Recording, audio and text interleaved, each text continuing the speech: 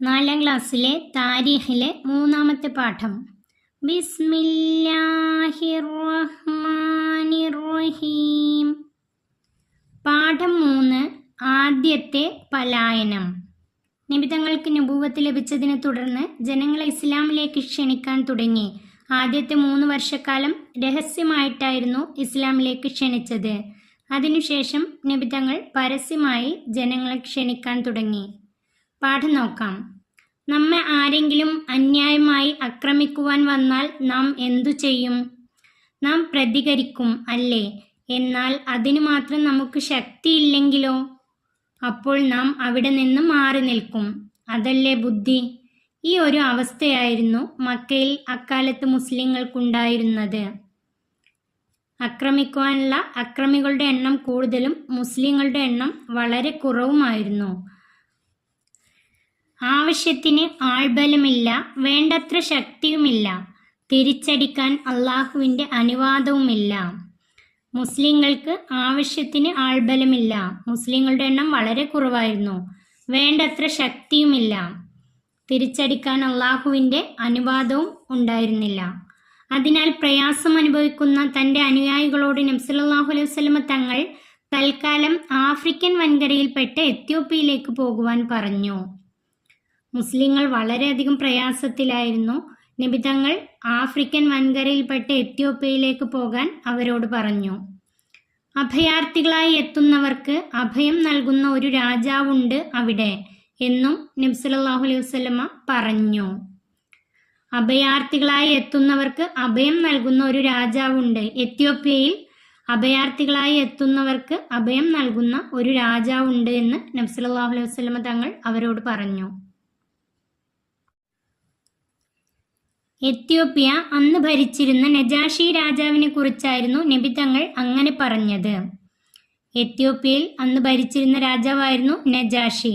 ആ രാജാവിനെ കുറിച്ചാണ് നബി തങ്ങൾ അങ്ങനെ പറഞ്ഞത്. ആദ്യം 10 പുരുഷന്മാരും 4 സ്ത്രീകളുമാണ് എത്യോപ്യയിലേക്ക് പോയത്. ഇതാണ് ആദ്യത്തെ പലായനം. ആദ്യത്തെ പലായനം 10 പുരുഷന്മാരും 4 സ്ത്രീകളുമാണ് എത്യോപ്യയിലേക്ക് പോയത്.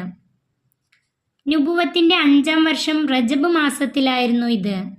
നബി തങ്ങൾക്ക് നുബുവത്ത് കിട്ടിയത് 40 വയസ്സുള്ളപ്പോഴാണ്. അതിൻ്റെ 5ാം വർഷം റജബ് മാസത്തിലായിരുന്നു ആദ്യത്തെ പലായനം. 3 മാസക്കാലം അവർ അവിടെ സുരക്ഷിതരായി കഴിഞ്ഞു. എത്യോപ്യയിൽ 3 മാസക്കാലം പലായനം ചെയ്ത 10 പുരുഷന്മാരും 4 സ്ത്രീകളും സുരക്ഷിതരായി കഴിഞ്ഞു. മക്കയിലുള്ള എല്ലാവരും ഇസ്ലാം സ്വീകരിച്ചു എന്നൊരു വാർത്ത ഇതിനിടെ പരന്നു.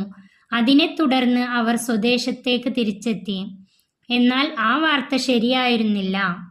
മക്കയിലുള്ള എല്ലാവരും ഇസ്ലാം മതം സ്വീകരിച്ചു എന്ന് ഒരു വാർത്ത കേട്ട് അവർ തിരിച്ചെത്തി, സ്വദേശത്തേക്ക്, അതായത് മക്കയിലേക്ക് തന്നെ തിരിച്ചെത്തി. എന്നാൽ ആ വാർത്ത ശരിയായിരുന്നില്ല. വീണ്ടും അങ്ങോട്ട് പോകുവാൻ നബി സല്ലല്ലാഹു അലൈഹി വസല്ലം അവരോട് പറഞ്ഞു. മുസ്ലിങ്ങൾ വളരെയധികം പ്രയാസം അനുഭവിക്കുന്ന ഘട്ടത്തിൽ വീണ്ടും അവരോട് എത്യോപ്യയിലേക്ക് തന്നെ തിരിച്ചു പോകുവാൻ നബി തങ്ങൾ പറഞ്ഞു. തുടർന്ന് 83 പുരുഷന്മാരും 18 സ്ത്രീകളും അങ്ങോട്ട് പുറപ്പെട്ടു. രണ്ടാമത്തെ പലായനം എത്യോപ്യയിലേക്ക് 83 പുരുഷന്മാരും 18 സ്ത്രീകളും എത്യോപ്യയിലേക്ക് പുറപ്പെട്ടു. തദ്രീബാത്ത്. 1. ഉത്തരം പറയാം. 1. അഭയാർത്ഥികളായി എത്തുന്നവർക്ക് അഭയം നൽകുന്ന ആ രാജാവിൻ്റെ പേരെന്ത്? അതിൻ്റെ ഉത്തരം നജാഷി രാജാവ്. അഭയാർത്ഥികളായി എത്തുന്നവർക്ക് അഭയം നൽകുന്ന ഒരു രാജാവുണ്ട് അവിടെ. നബി തങ്ങൾ ഇങ്ങനെ പറഞ്ഞു. ആ രാജാവിൻ്റെ പേരെന്ത്? നജാഷി രാജാവ്. 2. എത്യോപ്യയിലേക്ക് ആദ്യം പോയത് എത്ര പേർ? അതിൻ്റെ ഉത്തരം 10 പുരുഷന്മാരും 4 സ്ത്രീകളും. അതിൻ്റെ ഉത്തരം 10 പുരുഷന്മാരും 4 സ്ത്രീകളും. 3. എത്യോപ്യയിലേക്കുള്ള 2ാം യാത്രയിൽ പോയത് എത്ര പേർ? എത്യോപ്യയിലേക്കുള്ള 2ാം യാത്രയിൽ 83 പുരുഷന്മാരും 18 സ്ത്രീകളും. 83 പുരുഷന്മാരും 18 സ്ത്രീകളും. കാരണം കണ്ടെത്താം. അതിൽ 1. വിശ്വാസികൾ എത്യോപ്യയിലേക്ക് പലായനം ചെയ്തു. വിശ്വാസികൾ എത്യോപ്യയിലേക്ക് പലായനം ചെയ്തു. അതിൻ്റെ കാരണം അതിൻ്റെ ഉത്തരം പ്രയാസം അനുഭവിക്കുന്ന തൻ്റെ അനുയായികളോട് നബി സല്ലല്ലാഹു അലൈഹി വസല്ലമ തങ്ങൾ തൽക്കാലം ആഫ്രിക്കൻ വൻകരയിൽപ്പെട്ട എത്യോപ്യയിലേക്ക് പോകുവാൻ പറഞ്ഞു. അതിൻ്റെ ഉത്തരം പ്രയാസം അനുഭവിക്കുന്ന തൻ്റെ അനുയായികളോട് നബി സല്ലല്ലാഹു അലൈഹി വസല്ലമ തങ്ങൾ തൽക്കാലം ആഫ്രിക്കൻ വൻകരയിൽപ്പെട്ട എത്യോപ്യയിലേക്ക് പോകുവാൻ പറഞ്ഞു. 2. ആദ്യം പോയവരെല്ലാം 3 മാസങ്ങൾക്ക് ശേഷം മക്കയിലേക്ക് തന്നെ മടങ്ങി. ആദ്യം പോയവരെല്ലാം 3 മാസങ്ങൾക്ക് ശേഷം മക്കയിലേക്ക് തന്നെ മടങ്ങി. അതിൻ്റെ കാരണം മക്കയിലുള്ള എല്ലാവരും ഇസ്ലാം സ്വീകരിച്ചു എന്നൊരു വാർത്ത പരന്നു. അതിനെ തുടർന്ന് ആദ്യം പോയവരെല്ലാം മക്കയിലേക്ക് തന്നെ മടങ്ങി. മക്കയിലുള്ള എല്ലാവരും ഇസ്ലാം സ്വീകരിച്ചു എന്നൊരു വാർത്ത പരന്നു. അതിനെ തുടർന്ന് ആദ്യം പോയവരെല്ലാം മക്കയിലേക്ക് തന്നെ മടങ്ങി. ആര് പറഞ്ഞു? അഭയാർത്ഥികളായി എത്തുന്നവർക്ക് അഭയം നൽകുന്ന ഒരു രാജാവുണ്ട് അവിടെ. ആരാണിത് പറഞ്ഞത്? അതിൻ്റെ ഉത്തരം നബി സല്ലല്ലാഹു അലൈഹി വസല്ലമ പറഞ്ഞു. അതിൻ്റെ ഉത്തരം നബി സല്ലല്ലാഹു അലൈഹി വസല്ലമ പറഞ്ഞു. 4ാം ക്ലാസ്സിലെ താരീഖിലെ 3ാമത്തെ പാഠം ഇവിടെ അവസാനിക്കുന്നു.